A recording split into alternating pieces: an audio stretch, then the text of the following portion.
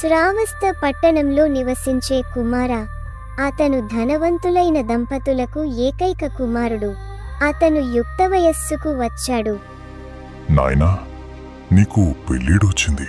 మేము నీకోసం ఒక అందమైన గుణవతి అయిన అమ్మాయిని ఎంపిక చేస్తాము. నాన్నగారు, నేను పెళ్లి చేసుకోవాలని అనుకోవటం లేదు. కానీ ఆ వృద్ధ దంపతులు వదులుకోలేదు. అప్పుడప్పుడు వాళ్ళు అతన్ని మళ్ళీ ఆ ప్రశ్న అడిగారు. చివరికి వారు కాదు అనే సమాధానాన్ని అంగీకరించరు. కనుక నాకు ఉన్న ఏకైక మార్గం ఒప్పుకోవడమే.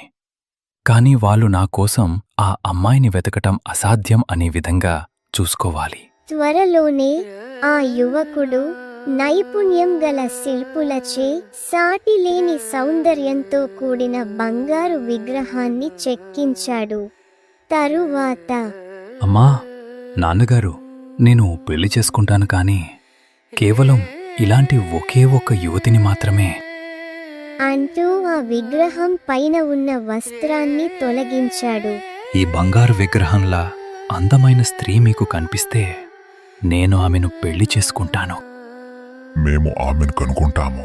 అలాంటి అమ్మాయి దొరికేంత వరకు ఈ విగ్రహాన్ని ఊరూరా తీసుకువెళ్తాము. మీరు ఆమెను ఎప్పటికీ కనుగొనలేరు. నెలలు గడిచిపోయాయి. ఆ తరువాత చివరికి ఒక రోజు, అయ్యా, ఆ సగాల నగరంలో ఆ కన్య దొరికింది. ఏమిటి? ఆ కన్య దొరికిందా? సంతోషం. ఆనందభరితులైన ఆ వృద్ధ దంపతులు ఆ కన్యకు ఆమె తల్లిదండ్రులకు విలువైన బహుమతులతో ఒక దూతను పంపారు. ఆమెను అత్యంత శీఘ్రముగా ఇక్కడికి తీసుకురండి. కుమార ఆ వార్తను మిశ్రమ భావాలతో స్వీకరించాడు. నేను ఆ విగ్రహాన్ని చేయించినప్పుడు అలాంటి అమ్మాయి దొరుకుతుందని నేను ఎప్పుడూ ఊహించలేదు. కాని ఇప్పుడు ఆమె దొరికింది కాబట్టి ఆమెను చూడాలని నాకు చాలా ఆతృతగా ఉంది.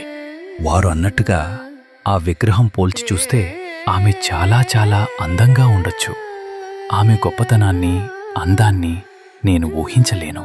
అతను ఆ అమ్మాయి రాక కోసం అసహనంగా ఎదురు చూశాడు. అది ఆమె రథమా? కాదు, అది కాదు. అయ్యో, సమయం ఎంత నెమ్మదిగా నడుస్తున్నదో. గడిచే ప్రతిరోజు ఆమె ఆలోచనలే అతనికి తోడుగా ఉన్నాయి. అయ్యో, అప్పుడే రాత్రి అయిపోయింది. ఆమె బయలుదేరి ఇది 10వ రాత్రి.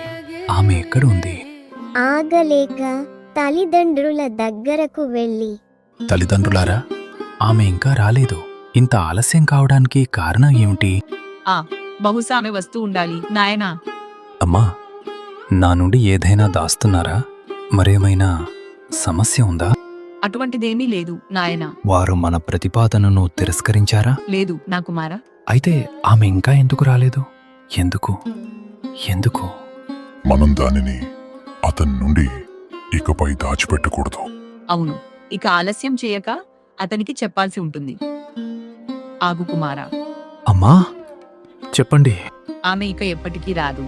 కానీ ఎందుకు? ఆమె చనిపోయింది నాయనా. చనిపోయిందా? ఆమె ఇక్కడికి వస్తుండగా మార్గం మధ్యలో అస్వస్థతకు గురై మరణించింది. హతవిధి అంటూ స్పృహ తప్పి నేలపై పడిపోయాడు. సరిగ్గా అదే సమయానికి అక్కడ గుమ్మం దగ్గర బుద్ధుడు నిలబడి ఉన్నాడు. లే యువకుడా, నిన్ను పీడిస్తున్న ఆ దుఃఖం ఏమిటి? అయ్యో, అయ్యా, ఒక మహిళ మార్గం మధ్యలో చనిపోయింది. ఆ వార్త నన్ను భరించలేని దుఃఖంతో నింపేసింది. ఆమె ఈ భూమి మీద అత్యంత అందమైన స్త్రీ. నేను పెళ్లి చేసుకోవాలనుకున్న స్త్రీ ఆమెనే. ఒక స్త్రీ చనిపోయిందని నువ్వు దుఃఖించట్లేదు. ఓ కుమారా, ఒక స్త్రీ చనిపోయిందని నువ్వు దుఃఖించట్లేదు. నువ్వు దుఃఖిస్తున్నావు ఎందుకంటే నువ్వు కోరుకున్న స్త్రీ మరణించిందని. కోరిక నుండి దుఃఖం పుడుతుంది. కోరిక నుండి భయం పుడుతుంది. కోరిక లేనివాడు దుఃఖించడు, భయపడడు. కుమార బుద్ధుని ముందు సాష్టాంగ నమస్కారం చేశాడు.